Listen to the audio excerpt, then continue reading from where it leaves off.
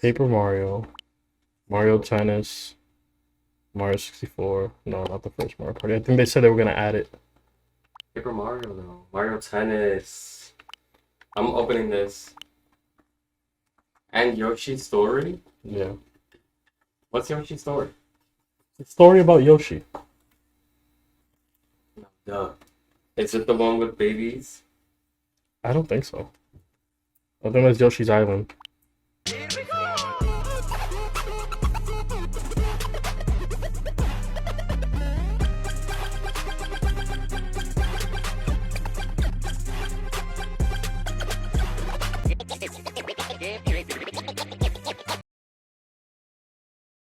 Alright, you guys, before we get started, I'm gonna need silence from the whole room. Just for this drop.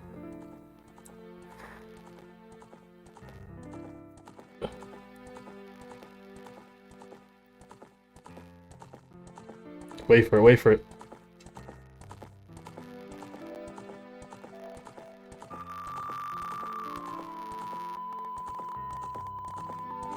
Ah, the feels!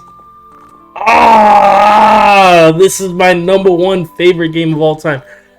Ah, every time it hits every time. You guys don't understand. It hits every time. This menu, everything. Ah, it takes me back. I could go back to being a kid. One of the biggest reasons why this is my favorite game, you guys, is because this is the first game I ever beat. And for an ESL kid growing up in the Bronx, it was hard because if anybody has ever played Ocarina of Time, you know that there's nothing but reading. And how can you read if you barely understand the language of English and then barely understand the language of Spanish? You're just dead set in between. I don't self-insert. We all know that this is Link and this is his story. So let's do him right. This is how much of an ESL student I was. And anybody could even say it. Back when I was trying to write Link, I wrote like, and I thought that's how you spelled it. I'm probably still an ESL student because I don't know my alphabets apparently.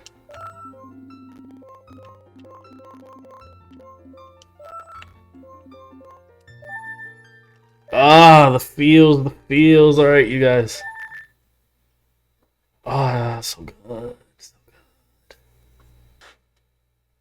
You guys already know Ocarina of Time, so I guess let me start the story. Not of Ocarina of Time, of the topic of today's blowing cartridge, which is why I quit my job of 5 years. Long story short, straight up harassment. Like, this is gonna be a story that any of you guys have ever dealt with a shitty boss and shitty people in. And this is the thing, man, like, to this day, I really did love my job. I really did. I loved working with kids. It was just an amazing experience, and it sucked leaving. It really did. But it's something I had to do. I wasn't happy. You know, for the first time in the first time in my whole life, you know, I do suffer from depression, which will probably be another topic for another episode. I do suffer from depression, but this was the first time in my waking life where I was experiencing anxiety, which I didn't know how to cope with, if that makes any sense. So, long story short, I used to work for the city of New York, for the Department of Education specifically. And I was lucky enough to not only get an interview, because if anybody will tell you about city jobs, especially in New York City, there's a lot of gatekeeping. Like, a lot of gatekeeping. And this was no other. So, I always recommend, like, if you're just leaving high school, get yourself a city job, but it's one of those jobs where you need to know somebody in order to get in. And thankfully, my mom, shout out to you, best mom in the whole world, she knows everybody. And everybody knows her. And everybody knows my siblings. I'm just the only one who kind of just, you know, I just keep to myself. But my mom was able to speak to someone who was able to secure me an interview. And I was so excited. At this moment in time, I had just lost my job at GameStop. Hashtag fuck Power GameStop. to the players. Oh, wait, the feels. The fields of Navi just going around. Hello. I'm old. Um, yeah. So I got the interview. I had just lost my job at GameStop. Oh, GameStop. Power to the players. And yeah, I got my interview and I was hired right on the spot, which I feel like was the first mistake made. I wasn't interviewed by the principal of the school, which is, that's my nemesis of the story. Spoiler alert. I was interviewed by an assistant principal, while the principal herself was on, how do you call it? Whatever leave it is that they call when you're pregnant. Or you just had a baby. That leave. So the assistant principal was left in charge and I was hired, which I loved. Aside from working with kids, which is the only thing I ever thought about ever wanting to do until now, where, I'm starting my creative career. One of the biggest things was, this was my elementary school. I had, back when I was a kid, back when I was an ESL student, little Gary, for my first few years of, my curricular career, as you would say, feels. I was in private school. I was in Catholic school, actually. So, yeah. So I didn't really know what public school was until the 3rd grade. Yeah, the 3rd grade. And that's when I started at the school. So for me to just end up, working there, which was, my school where I had all my memories, man. Like, this was the first school where my mom trusted me walking alone to and from school with my siblings. It was the school where I made varsity. We made we were in a division of, because this elementary school, here in the States, elementary is usually from like kindergarten to like 5th grade, and then 6th, 7th, and 8th is middle school, and then 9th to 12th is high school. Most middle schools will have 5th grade, but this one actually has 6th grade. So I stayed there from 3rd to 6th grade, and in 6th grade, we was part of a basketball league, which I made the team, which was very exciting because I was really heavy on basketball at that time. And where my rubies at? There we go. I was really heavy on basketball, so to make the team was just very exciting. I think the only, I didn't have my father in my life, so the only sports I had was from my cousin Robert. He taught me everything I needed to know about basketball. So to be, part of varsity was amazing. So it was a middle school league, but like I said, everybody in that school was 6th graders, and we did good. We made it to 4th. We made it to 4th out of the city. So to make it to 4th place in a middle school thing where maybe in other schools they will maybe have one 6th grader and it will just be filled with 8th graders and maybe just a little sprinkle of 7th graders. But nah, my whole basketball team in that school was fully 6th graders, and we was balling. We were freaking balling, and we made it to 4th. So I'm proud of that. So I had all of this to say is I had huge nostalgic thing of working in that school, especially since most of the teachers that taught me were still there. Most of the adults, the school aides that were in charge of me as a child were also still there. So it was good. It was a good experience for what I thought it was gonna be. But it's like they say, never meet your heroes, and that's what this job was. When you're a kid, you look up to these people, especially with the way that I was raised. Before my mom let me walk to school, every day that she would drop me off, she'll say, keep in mind, from the time that I drop you off to the time I pick you up, these people are your parents, and I want you to respect them as such. You get what I'm saying? Like, respect them as if they were your parents. So when you have that instilled in you as a little kid, that's how you think of these people. Not knowing that, in retrospect, they're as shitty as any normal human being. So yeah, so I had that nostalgic. I finally got a job there, you know, which was probably also helped me in the interview phase too, because it's like I know the building. You don't need, you would have to, you know, have somebody kind of show me what it is we do from day to day. But aside from getting to know the building, I know it because I used to go over there. So one of the biggest issues I feel to this day, not confirmed, but is easy to say, is I feel like that position that I got was I feel like it was saved for someone, but because the principal had gone into labor at that time, she wasn't there and they needed someone. So yeah, I was hyped to even, you know, be considered to work there. You know, that's my school. My alma mater, as people would say. Which not that many people would be happy to do so, like in the inner city, like the Bronx. But I was extremely happy. But like I said, little did I know, you know, from what I can possibly piece together as to why this freaking principal hated me so much, was that she probably already had a candidate in mind. Because that's the thing about these inner city jobs, these city jobs. It's a give and take. You got to know somebody, and you know maybe she had already made a deal. There's all at this point. This is all speculation. There's other reasons as to why she hated me later on. But yeah, that was just the start of it. Never have I ever, one, went to interview and not get the job, and two, ever had a boss hate me, like just straight up dislike me. That was not me, you know.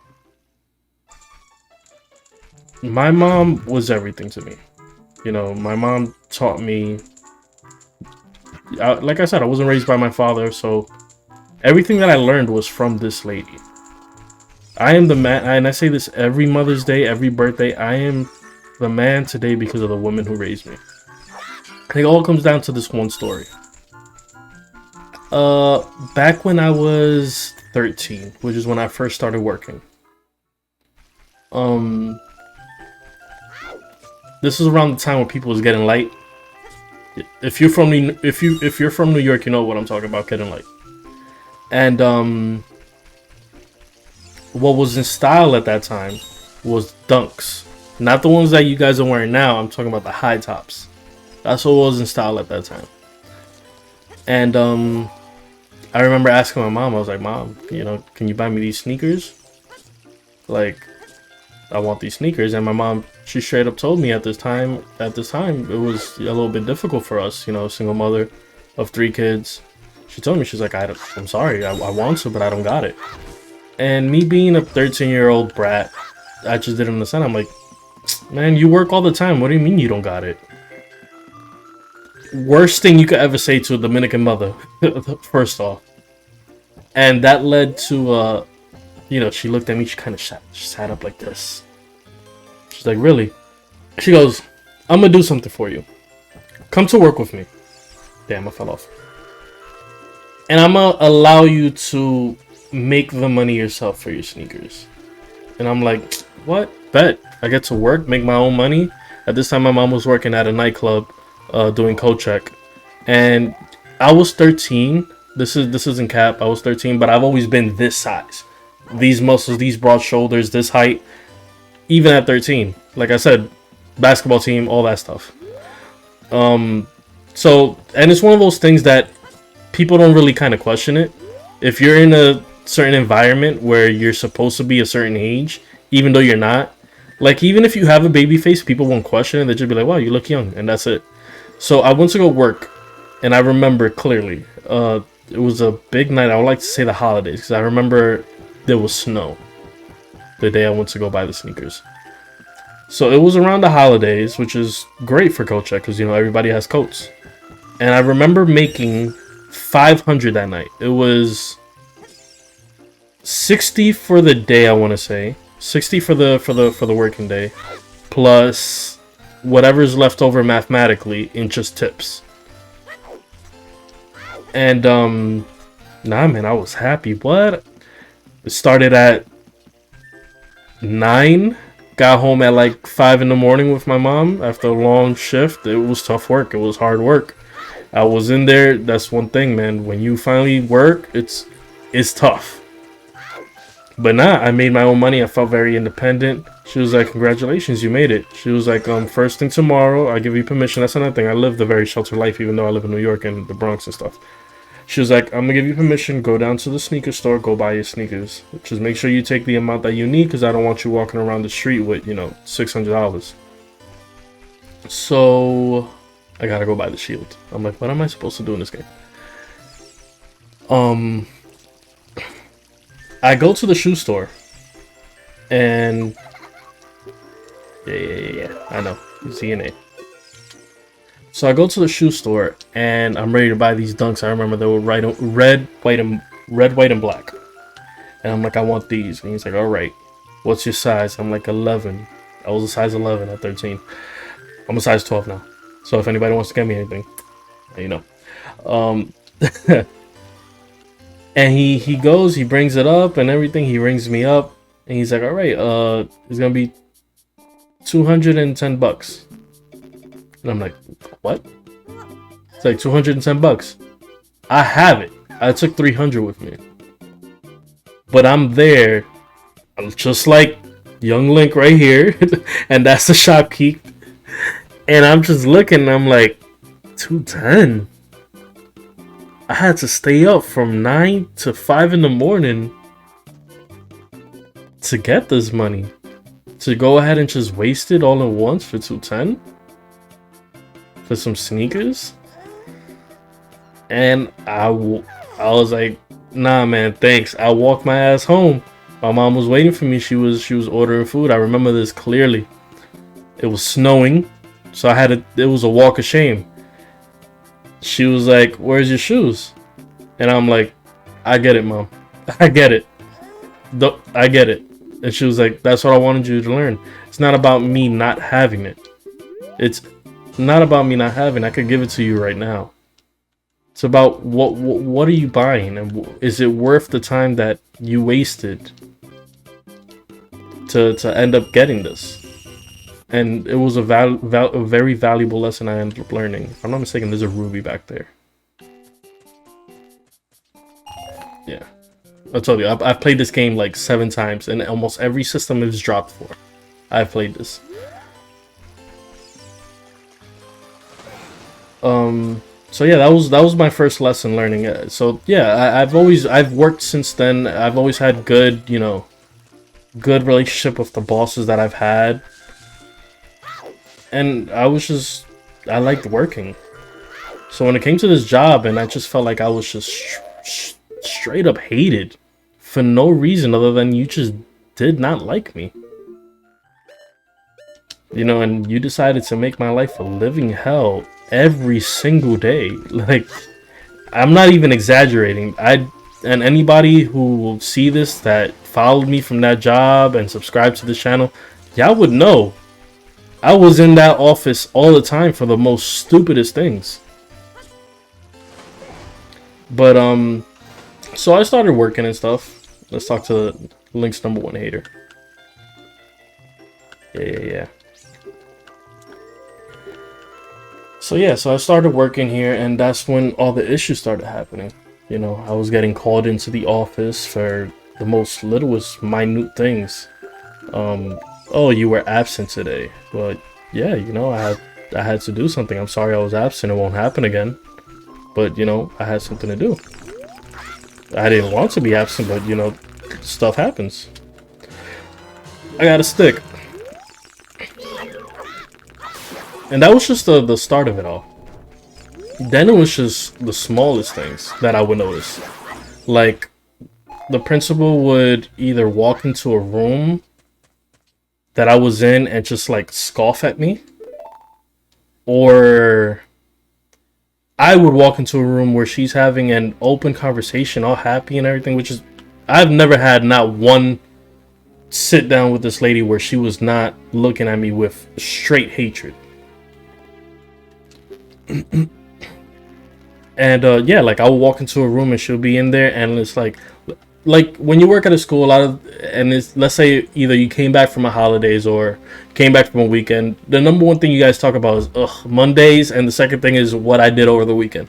So like I'll walk into a room and there everybody's just talking all happily, like, yeah, I did this and this, and she'll be talking, and then I'll walk in and she'll just like, her mood will just change, and like all the life will be sucked out of the room. It was just, and I can tell that it was because I was there. And that was just, it was a horrible feeling every day to feel that way. Like I was raised very respectfully, so whether I feel any type of way about you, I was always taught my P's and Q's. Say good morning, say good evening, say good night, say thank you, say you're welcome. That's just the way my mother raised me. So even though I knew this lady didn't like me, every morning when she would do her rounds, checking in with all the students, which is something that I really appreciated because not that many principals do that. But, she would check in and see how the students are doing. And while I'm doing whatever I had to do for that day,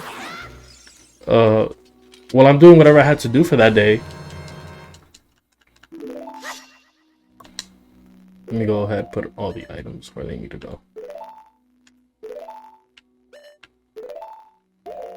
So while I was having to do whatever I had to do for the day, there would be a moment where we would come across each other's side, and I would still go on my way, hey, good morning, and she would completely ignore me. There was one instance and I worked there for 5 years, you guys. 5 years. There was only one instance where this woman said good morning to me, and it was because she thought I was somebody else. I'm not exaggerating. Because I said good morning, she said with a happy face, good morning. It surprised me, and when she looks to see who she said good morning to, she goes and kisses her teeth. Yeah, that's what I dealt with on a day-to-day. And it's like, no matter what I did, it was never good enough. Never good enough. I could. One of the biggest issues that she ended up having, or what she kind of fell back on, was my attendance. She would constantly complain about my attendance. That's what we always had, where we always bumped heads and why meetings were called. But it's like, and I said this in the last meeting we had. This was back in June of 2021, which is when I left. And I told her straight up, I'm like, what makes you think I even want to be here with the way you treat me? It's not that I'm sick. It's not that I need to do anything. And let's not even talk about the fact that I have days and I'm taking days out of my own days. I'm not just missing out just to miss out. I have permission to use those days.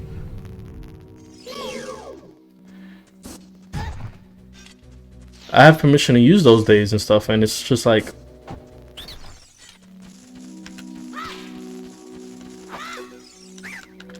I have permission to use those days. So it's like, why are you on my case when, I see people around me in my same position missing out 3 days out of the week, and I'll just miss one, and just because I missed that one, you call me in.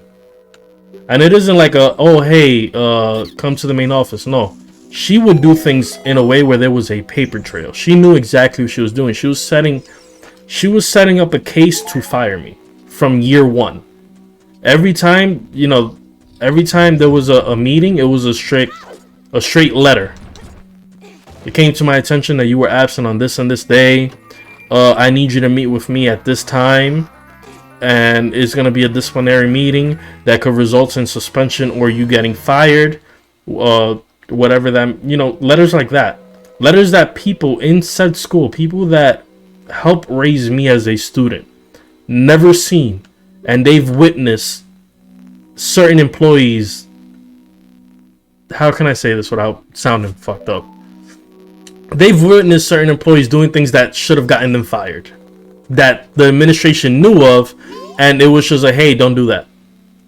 But, Gary's absent for one day, because he may be sick, or because, his anxiety doesn't, allow him to want to even be there.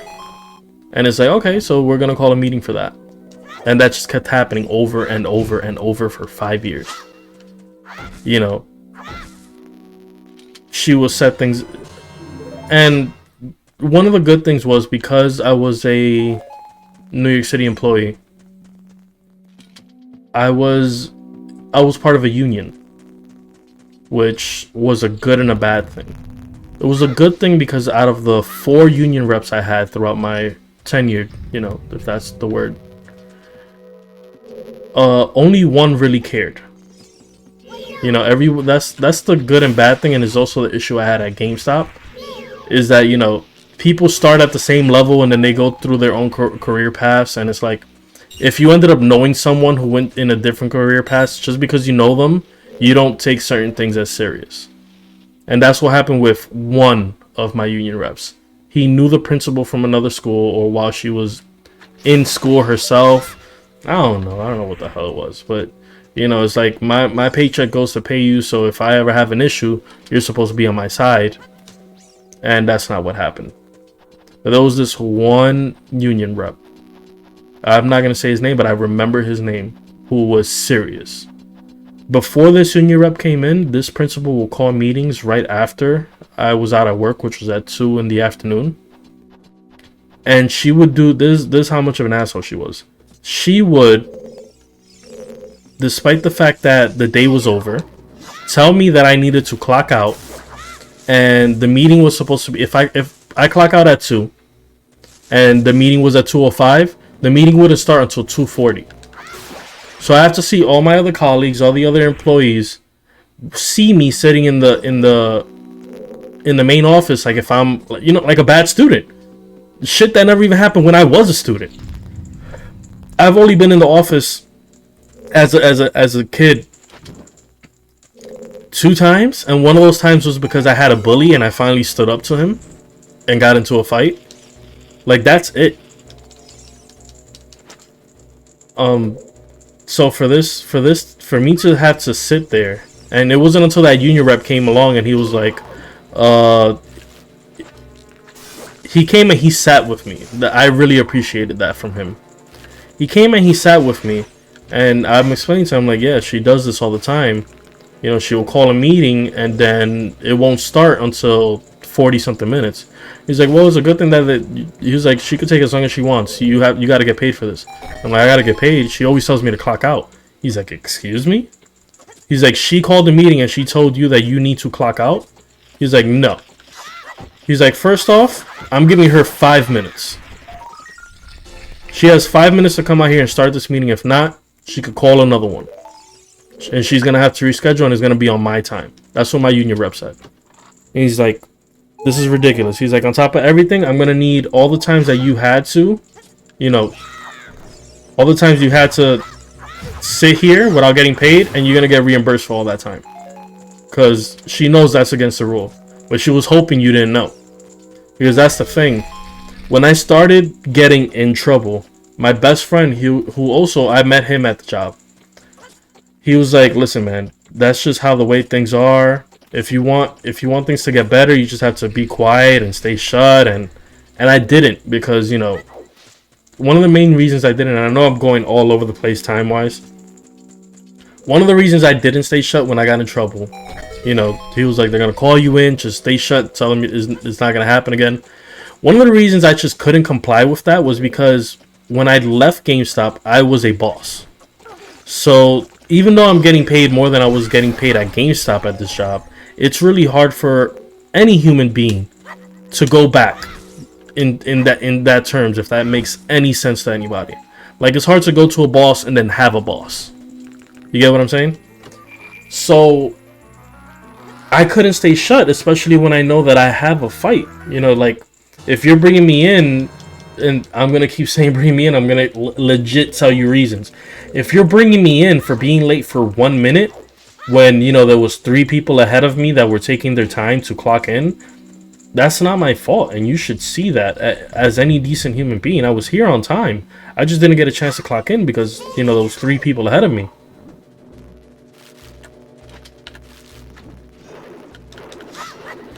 So yeah, so I would get called in for stuff like that. 1 minute late, 3 minutes late, and it's like, nah, I'm in the building and stuff, you know. And then, you know, the administration wouldn't help either. they will literally throw me on the bus, knowing knowing well that this lady does not like me. I will walk into the building, right, and an assistant principal will come up to me and be like, "Hey, I'll walk in early, by the way, because after she came with that bullshit about me being late for 1 minute, I made sure that I was there 15 minutes early every day." So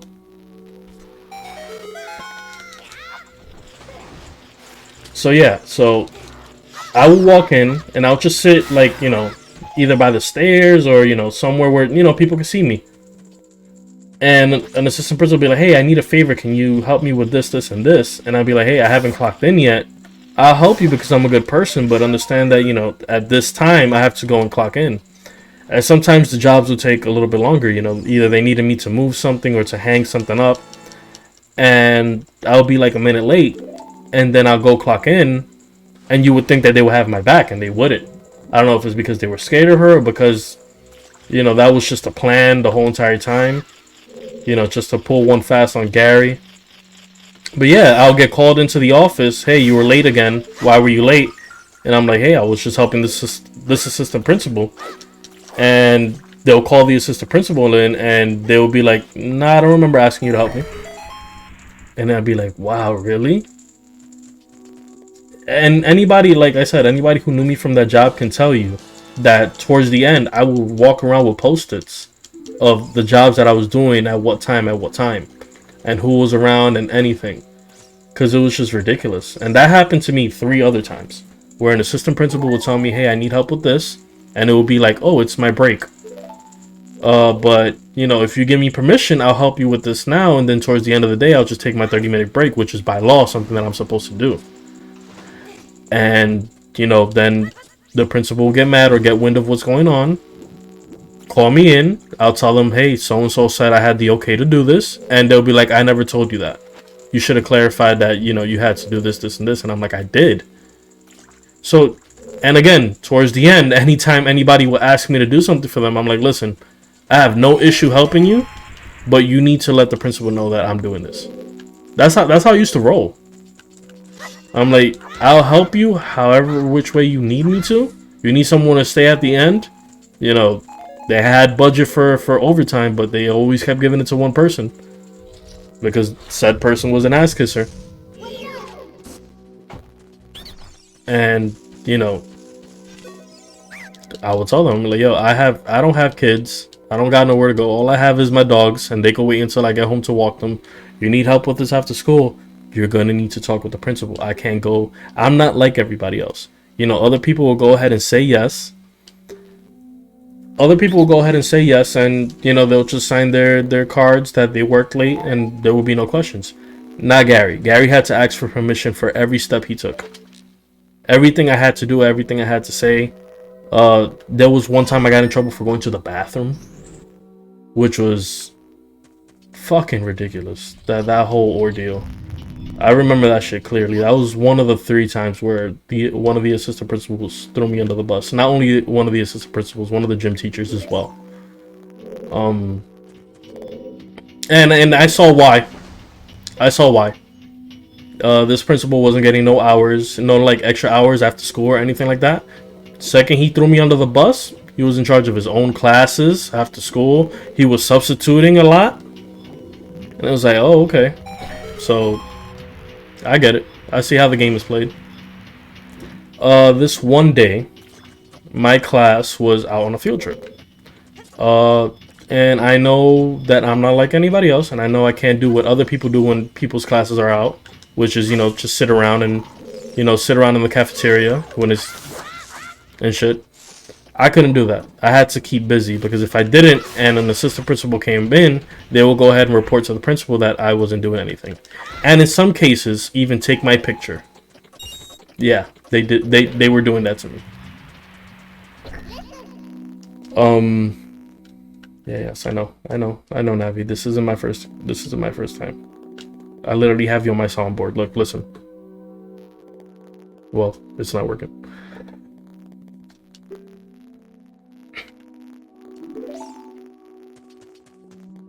So yeah, my class was out, and I go and I report to the lead teacher, who was said gym teacher. I'm like, hey, my class is out.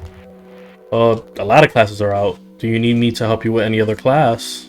You know, I'm not doing anything. He's like, nah, you know what? Just chill. And I'm like, all right, I'm not falling for that because I knew very well. I knew very well that that was a setup to tell me just to, you know, relax and sit down. So I was like, I'm not gonna do that, thank you. But what I am gonna do is I'm gonna go help so and so with their class. You know, I have no issues. I speak Spanish too. He was like, okay, cool. Midway through the lunch duty, which is just basically being in charge of a class and, you know, taking them either from the lunch to the auditorium to watch a movie or the lunch to the outside to play recess. Midway through, I had to use the bathroom. So this was a complete staple. I'm an adult. Why would I have to ask to use the bathroom when, one, no one, including my best friend, ever had to do that? Or, and two, like I said, I'm a fucking adult. Why would I ever have to ask anybody to use the bathroom? Not only did I not see that ever happen to no one else, you know, that just wasn't a thing. So and even then, bro, even then, I knew to fucking check my bases. And I go to said gym teacher and I'm like, hey, I'm gonna go use the bathroom real quick. If you need me, just, you know, give me a few minutes.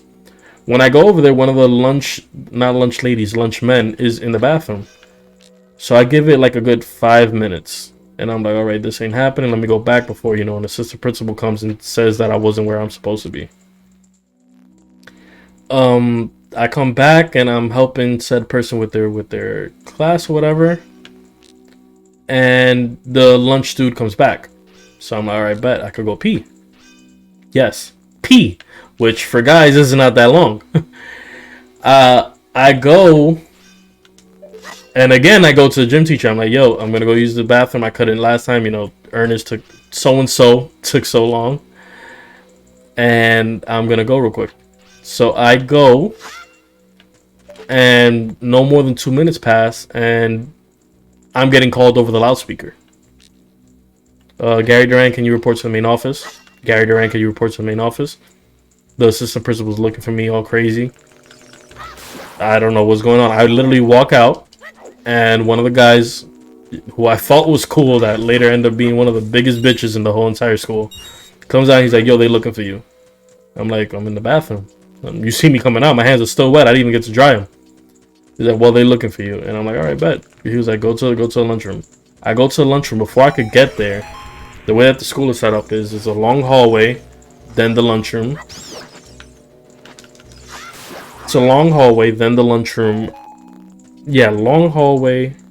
No, before the long hallway to your left is the lobby that lets you come into the school. Then the long hallway, then the lunchroom on the right-hand side. As I'm passing the lobby, the assistant principal comes in and she goes, where were you? And I'm like, I was in the bathroom. She's like, for 20 minutes? I'm like, 20 minutes? I just been in there for no longer than 2 minutes. What are you talking about? She was like, I've been looking for you. I need you to take this class. You were supposed to take care of this class. So this, and that. And I'm like, take care of this class? I'm like, I asked if anybody needed help with their class. No one told me anything. I'm helping so-and-so. I'm like, I'll go and I'll take the class out. Fucking time passes, and that same day, because this is the thing, and this is what really, this is where the anxiety came from. It's not like they will say I was in trouble and then tell me, hey, you're in trouble. We're gonna have a meeting this and this day. Nah, they wouldn't do that. What they would do is they would take my time card without me knowing. And then, because my time card was taken, I had to speak to the secretary.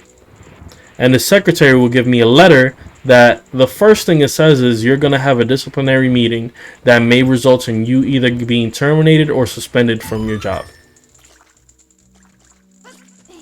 And that was almost every week for 5 years. So I wouldn't know when it would happen. I was just, you know, when I'm clocking out, I would work my ass off. And then surprisingly, lo and behold, that's what I came to. And that's how it was. So that day happens. It's a misunderstanding. I can't believe, you know, they're on my case about using the bathroom and shit. 23 is number 1. Got it.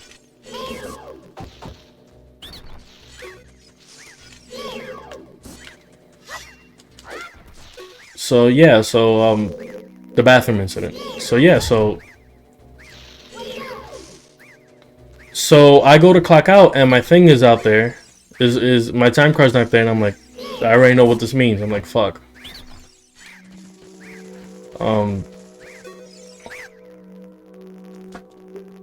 So yeah, so my thing is not there, and I'm like, shit, what did I do now? And as I'm reading the letter, they use a very specific terminology, one that really to this day hurt me. And it goes, same thing like I said before, but towards the end it says you're going to be reprimanded for abandoning your children. Abandoning my children? You mean the kids that were on a field trip? You mean the fact that I was never given kids at the start of the period? So this was one of those times where I sadly took my friend's advice and I walked into that meeting alone. And I'm trying to explain to her, first off, I was working with another person. And I was like, I'm going to be smart about this. I'm going to have every person who saw me, I'm going to have every person who saw me write a letter to this principal to let them know that, what's going on. Because I knew what they were going to do. What they were going to say was, I didn't have permission to use the bathroom.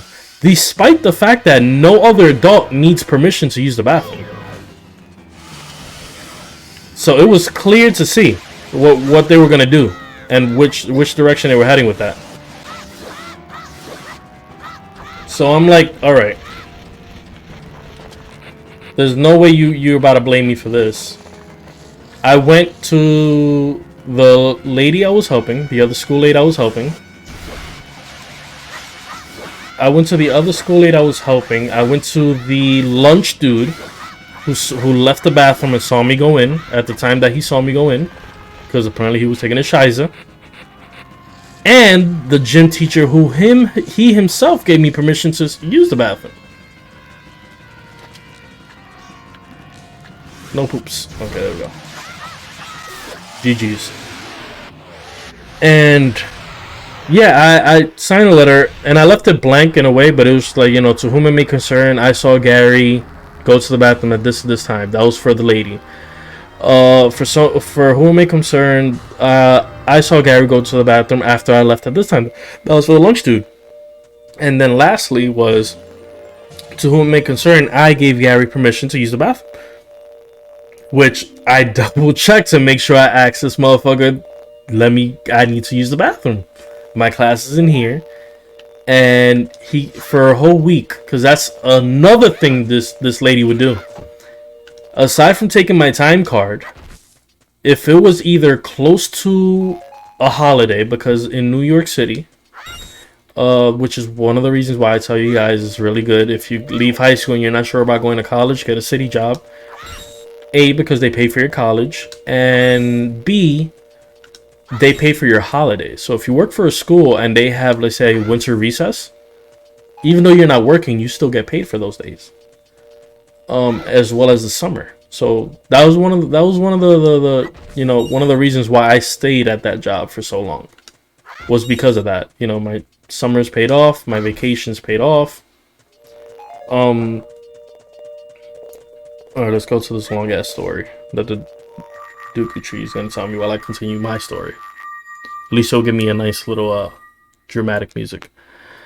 So yeah, what she would do is, if there was a vacation, let's say Monday was the last day, and then Tuesday, Wednesday, Thursday, Friday, and that weekend was vacation.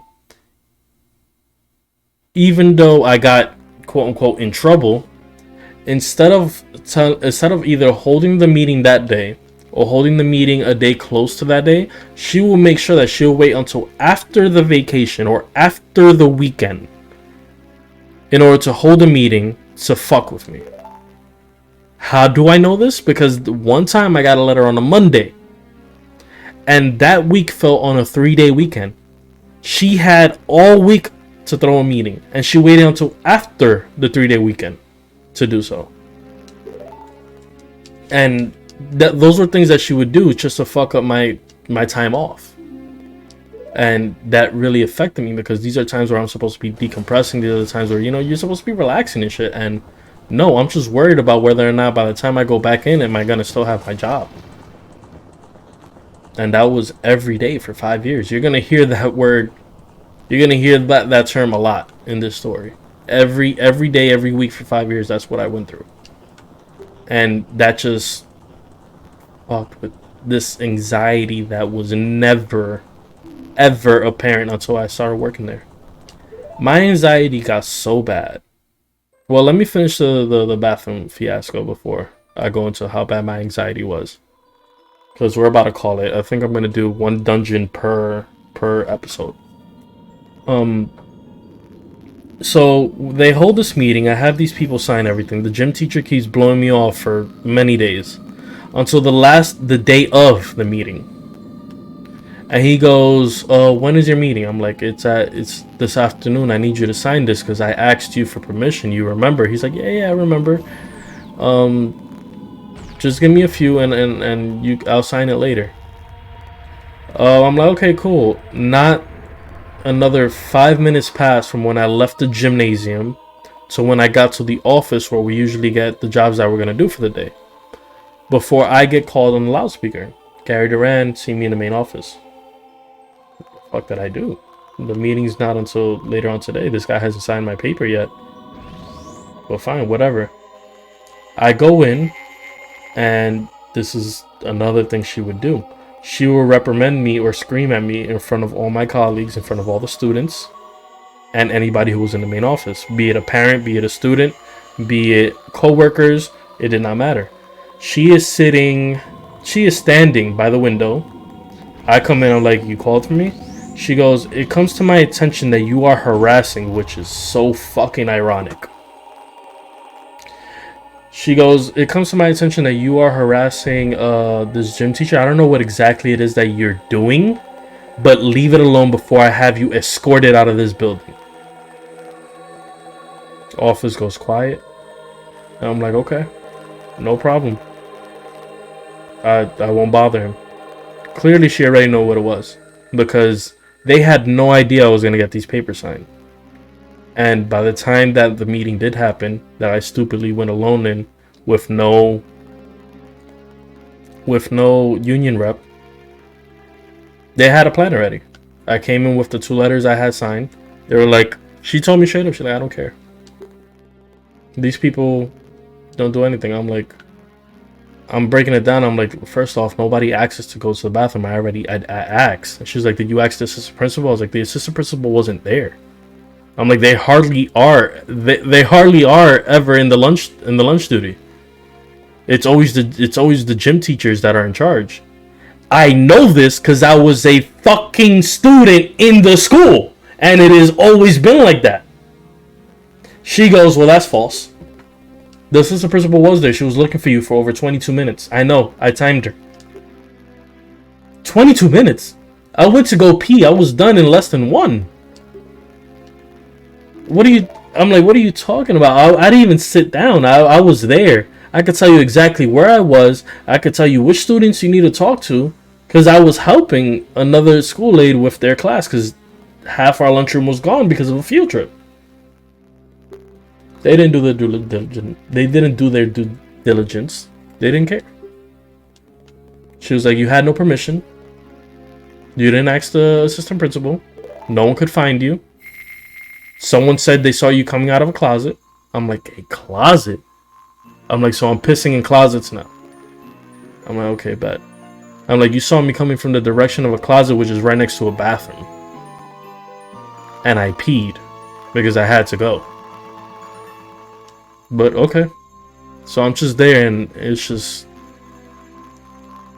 it's not even the ball in the throat. Like, if I could place myself in that moment, it's not even anger. I'm just so sad at that moment, because you know what it is? I really tried my hardest to be the best thing.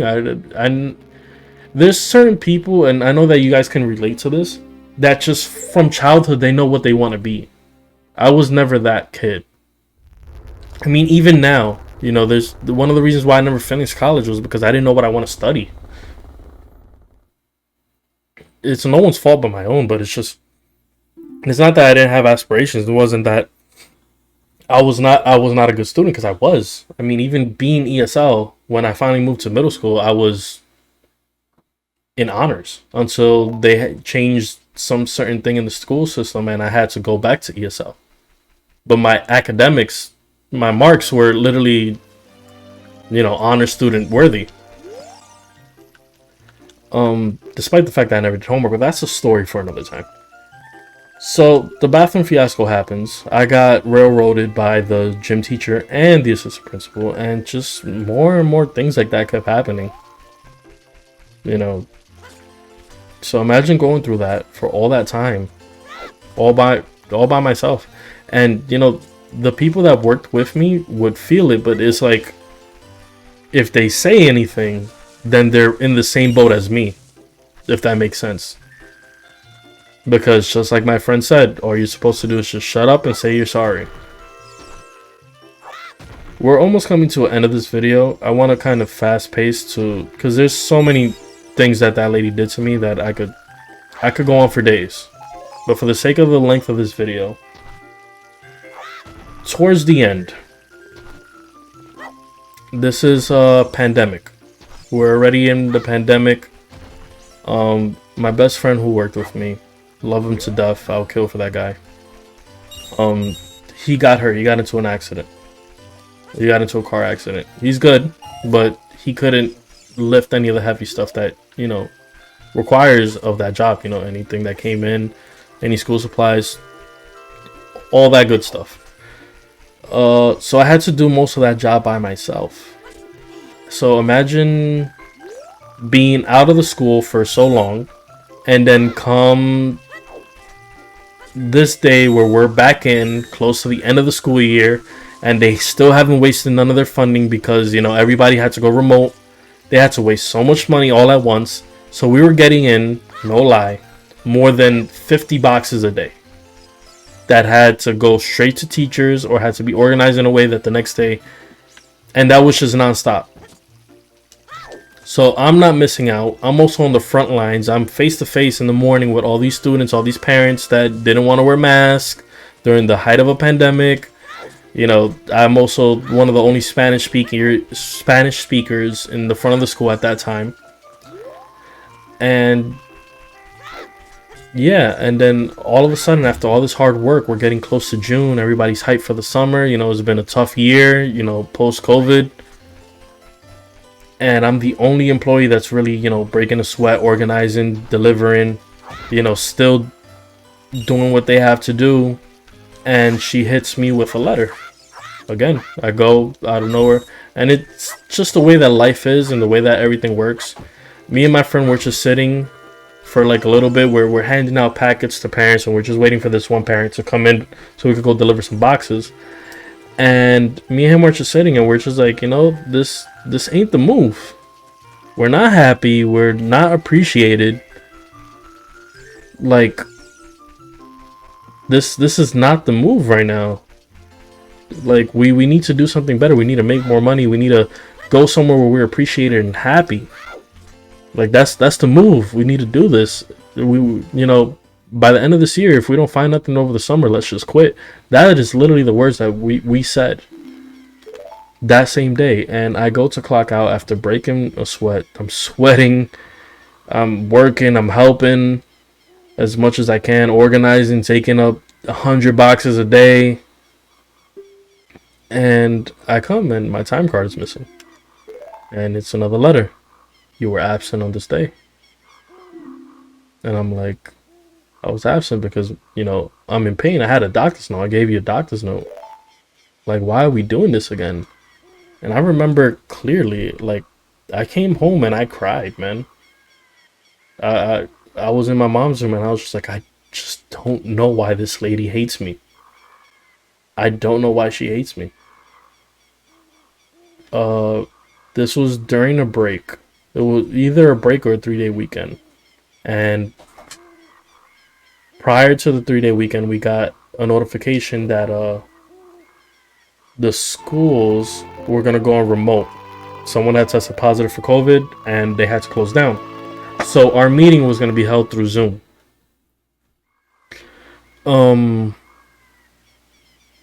So a meeting's about attendance.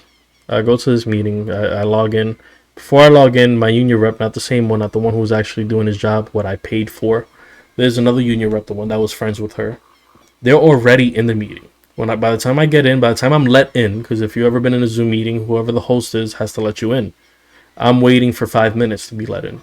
By the time I'm let in, they're laughing up a storm. They're laughing and everything.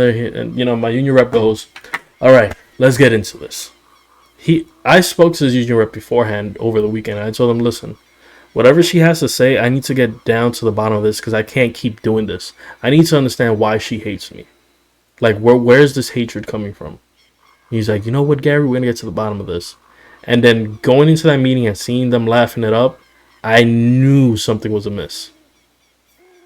So I go in, and the first thing she says is, "We're holding this meeting for the your attendance. We speak to you constantly about it." I'm defending myself. My union rep is not saying anything at this point. I'm like, "Listen, honestly, my attendance could be better. I'm not gonna lie to you, but the main reason why is it so bad is because my anxiety, which is caused solely by you and the way you treat me. If you were to treat me better." And this isn't a millennial thing. This isn't like, everybody has to like me type of shit. No, this is just straight up respect. If you just respected me and, judged me off the merits of my work, then, I'd be fine. But she didn't even do that. She just didn't like me from day one, and she was going to make my life a living hell whether I was not absent or I was. And this is the fucking kicker. So my union rep at that time knows that I want to ask her, why does she hate me? I've already established why is it that I'm absent. I established that she is the fault of me being absent. My union rep cuts in and he goes, "Okay, before we start, how many days in total since Gary's employment has he been absent?" I sit like this. I'm like, "Are you fucking serious?" Kenny, my brother Kenny, dancing notification Kenny. He is making, I think, cup noodles. I'm having this meeting in my dining room, and it's one of those things where there's like a small window that leads into the kitchen. He's listening to the way he speaks to me, and he's cursing in the background. I'm like, "Yo, shut up, don't get me into more trouble." Because she's speaking to me nasty, like always.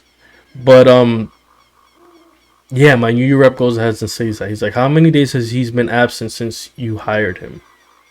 And I shit you not. Look at me in my face, people. She takes a post-it from the left of her, already ready, already written down. From the day I started, from the year I started to the year, what was it, last June? I'm lying. The June before that. June 2021. 2020, I want to say. June 2020. Nah, June 2021. Yeah, that was recent. She just starts breaking it down. This year he was absent this much. This year he was absent this much. And she keeps going and going. At this point, I've completely checked it out in my mind. I'm like, I was set up by a motherfucker that is literally taking money out of my paycheck in order to represent me, in order to get these people off my back. He's in cahoots. This is fucking unbelievable. And she kept breaking it. At that point, off of my head. Then that day that I told you that me and my friend are sitting down and we're just talking about quitting is coming up. We're just sitting down, we're waiting for this parent, and we're just like, yeah, I'm not happy. He's not happy. And I'm like, fuck it, let's look for something else during the summer and let's get paid for the summer because they pay us for the summer, and then we'll leave. We'll give them September and then we leave. That same day I get another letter. Yeah. This is I had that meeting on a Tuesday, came back, worked my ass off on a Wednesday. No, worked my ass off on a Thursday, and then that Friday got another letter saying we're gonna have a meeting on Monday. Right when I'm clocking out. I walk to my car. And the first call I make is to my mom. I'm like, Mom, I've had enough. I can't do this no more. I love you. And, you know, because this is the one thing about being raised in a Hispanic family is the things you do, the achievements you make is like bragging rights. And since I was 13, I've never not had a job. And to be at the age that I was at that point, which was, I believe, was 26, in order to tell my mom, you know, like, hey, I'm going to be unemployed because I can't take it anymore. I just can't. I'm done. I can't. The first thing my mom says is, finally. Do what you got to do. I got you. Doesn't matter how long it takes. I got you. That's why to this day, I don't give a fuck who it is. It is me and my mom against the world forever. Because any other parent would be like, nah, that's just part of, you know, being in the workplace. You're going to have to deal with it. No, my mom was like, you could do better. I've been waiting for this day for you to say you don't want to work there no more. You're not happy since you started working there. I don't recognize you. You just come home and you sleep. And then when you wake up in the morning, I can hear you throwing up in the shower before you go to work. Do it. I was like, bet. That was that Friday. I already had it in my head. Monday, I'm not even clocking in. I'm quitting. And that's what I did. I quit. A job that I loved very much. Because at that point, I had no good memories of that school. All the good memories I had of being part of the basketball team, of passing my ESL test, everything. Guggenheim Museum programs, everything. Walking my brother to school got all complete overshadowed by all the new horrible memories that I gained from that. And I wouldn't wish that on anybody. So let's cut to the video when I quit. Right here. She's been to at least like 10, no, maybe 8 of ours. 8 of our principal things. Hi. Radio. Stupid letter. I quit.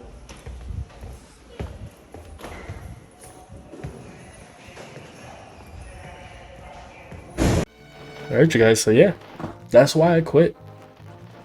So to all my peoples, because this was just the holiday season, I know you guys can relate when it comes to a shitty ass boss. I know that it's hard, especially if you work retail. But I'm proof that if you leave a shitty situation, which I know not anybody can do because, you know, kids, bills, so on and so forth. Not everybody has an amazing mother like I do. I completely understand that.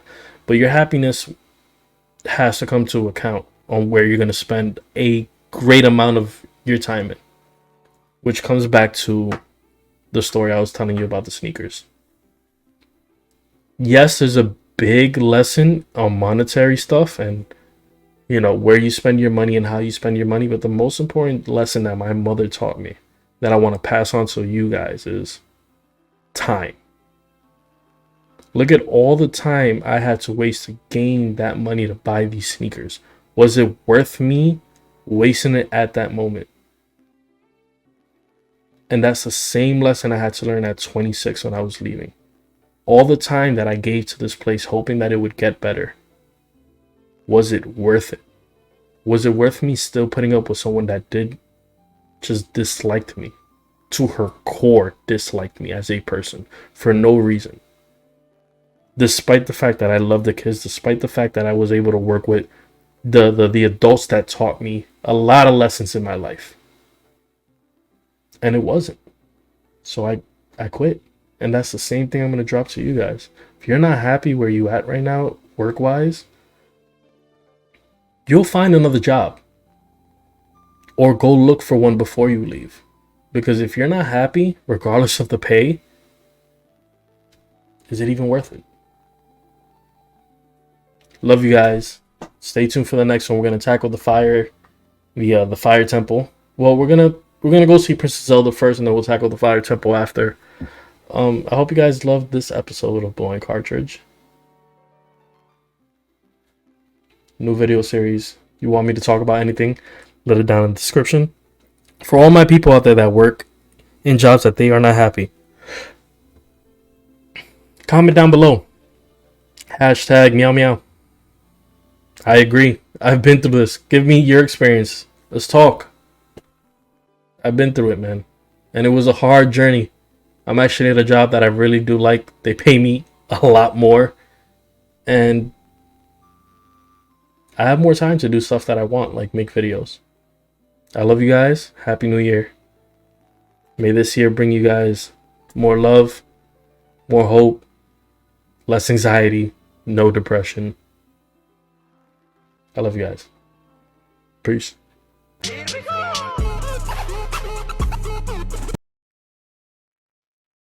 What's up, you guys? This is post-editing Gary.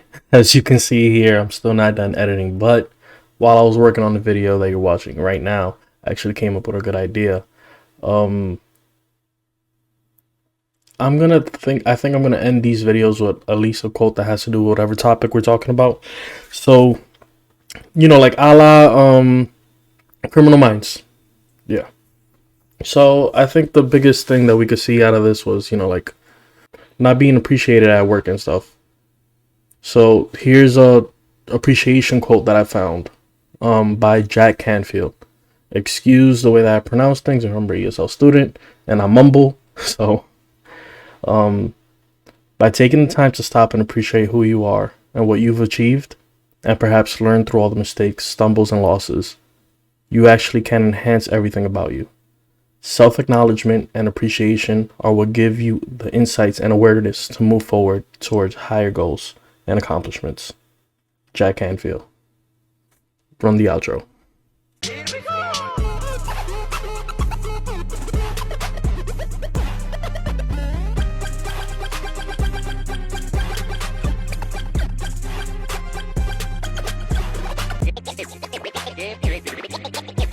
Game over.